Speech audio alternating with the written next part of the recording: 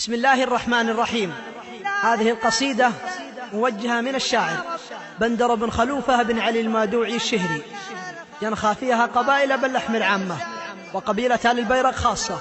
في العفو عن السجين محمد بن مرعي بن حسن الشهري. أداء سعيد الخزماني. لا إله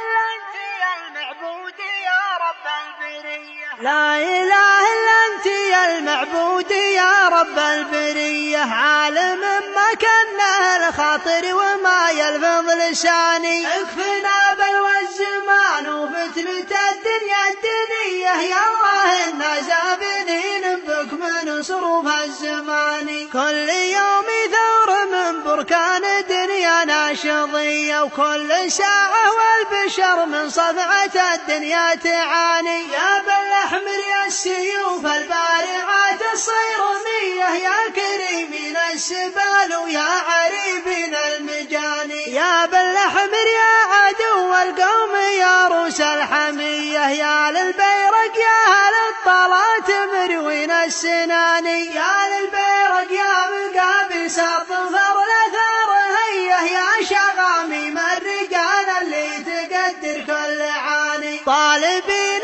بجاه رب البيت ومحمد نبيه، اللي ما يعرف بوجهك ودع الخلد الجناني، وطالبين بجاه ابو متعب وسلمان ووليه، الملوك ابن الملوك اللي لهم قدر ومكاني، ثم جاه محمد النايف وزير الداخلية، طالبين عفوكم واحسانكم يا اهل الحساني، وجاه امير المنطقة فيصل عسي مهنية، صامل الوقفات والمدات لها بالجبان، وجاه ترك العسبلي شيخ الشمل زبن الونية، وجاه شيخان العرب كل العرب قاصي وداني، وجاه الشيخ ابن الشبيلي صاحب الكف الندية، وجاهكم يا شيوخ عدنان ويا شيوخ قحطاني، يا سعد تكفى طلبناك انك تحل القضية، يا سعد هذه الدنيا بلاوي امتحاني، العفو يا ابو سعيد العفو عند المقدرية، العفو من شيمته للعرف وطوال اليماني، والله انما رضينا في ولدكم بالخطية، لكن الدنيا بلتنا وابتلينا يا خواني، ابن